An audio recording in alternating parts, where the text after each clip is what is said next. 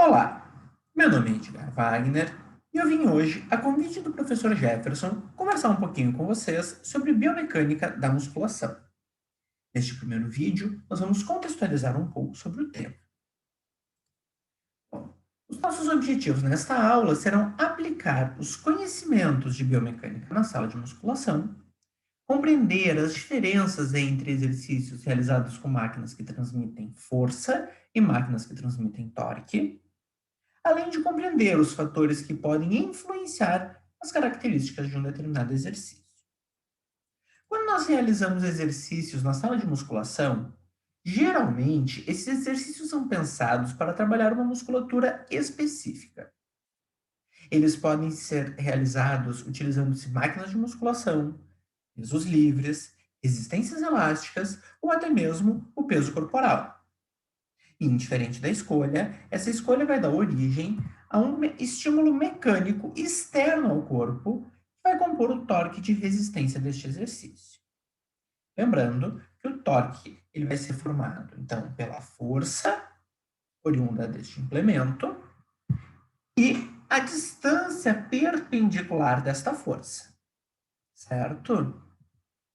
Quando nós pensamos nas forças, nas máquinas de musculação, que vão ser realmente o foco da nossa aula, a gente tem que lembrar que essa força oriunda das máquinas, ela é dependente da carga selecionada na coluna de pesos. Mas não somente da carga, ela também é dependente das características de roldana dessas máquinas. Lembrando que existem alguns tipos de roldana, uma roldana pode ser fixa, semifixa ou móvel, e pode ser simétrica ou assimétrica. E na aula passada, quando nós estudamos biomecânica das roldanas, vocês puderam observar que a roldana pode sim mudar a carga que vai chegar no meu aluno. Quando a gente pensa no torque oriundo dessas máquinas, a distância perpendicular dessa máquina vai depender da linha de ação da força e da sua distância até o eixo de rotação. Bom, existem basicamente dois tipos de máquina de musculação. Nós teremos as máquinas que transmitem força e as máquinas que transmitem torque. Em um primeiro momento, vamos olhar algumas das características de uma máquina que transmite força. Geralmente nessas máquinas, a carga vai ser transferida através de um cabo e vai passar por roldanas, podendo elas serem fixas, semifixas ou móveis. De maneira geral, a força aplicada sobre o cabo vai ser constante.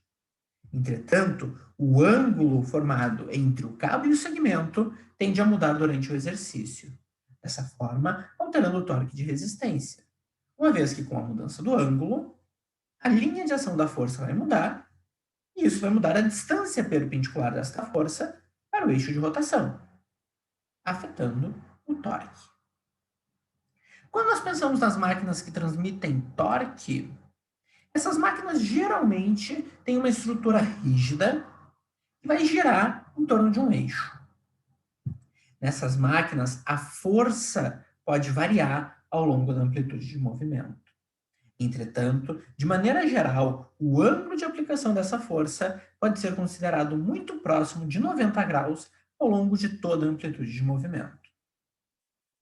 Quando a gente olha para essas duas situações, então máquinas que transmitem força ou máquinas que transmitem torque, é importante a gente se atentar aos detalhes. Numa máquina que transmite força, a força tende a ser constante, mas o ângulo dessa força tende a mudar, alterando o torque de resistência. Nas máquinas que transmitem torque, por sua vez, a força da máquina tende a variar, mas o ângulo de aplicação tende a ser constante. Então, os dois torques em ambas as máquinas tendem a variar durante o exercício, mas o motivo dessa variação não é a mesma. Em uma, a variação é decorrente da mudança do ângulo, e aí eu estou me referindo às máquinas que transmitem força, e na outra eu estou me referindo à variação da força, certo? Bom, mas não só isso pode afetar o meu exercício, existem algumas outras características que vão poder afetar um exercício. Quais são elas? Inicialmente, eu preciso pensar no posicionamento do meu aluno, no posicionamento do praticante. Uma vez que se eu posiciono este aluno numa posição articular em que ele parta de um alongamento ou de um encurtamento prévio, eu vou estar influenciando no meu exercício. As regulagens feitas na máquina para posicionar esse aluno também vão influenciar o exercício, bem como as amplitudes de movimento utilizada e a variação de velocidade durante um exercício. Lembrem que na maioria das máquinas, para não dizer em quase todas as máquinas, a carga é definida numa coluna de peso, mas ela é formada por ferro, barrinhas de ferro, certo? Então, a mesma variação de velocidade que causava uma aceleração no meu exercício quando eu fazia com peso livre, tem que ser respeitada e cuidada aqui.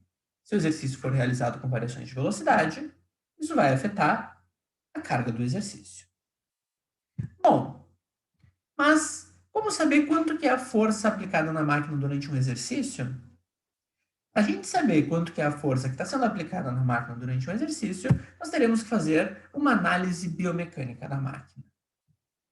E ao fazermos essa análise biomecânica, nós vamos descobrir a força aplicada na máquina. E considerando as leis de Newton e lembrando que toda força que nós fazemos na máquina, a máquina fará em nós também, em igual magnitude, em igual direção, mas em sentido oposto, nós poderemos descobrir quanto que é a força que a máquina faz no ser humano. E essa força vai ser usada nos nossos diagramas de corpo livre para a gente conseguir calcular posteriormente a força muscular dos nossos exercícios. Na nossa próxima aula, nós vamos iniciar então já a análise biomecânica de uma máquina de musculação.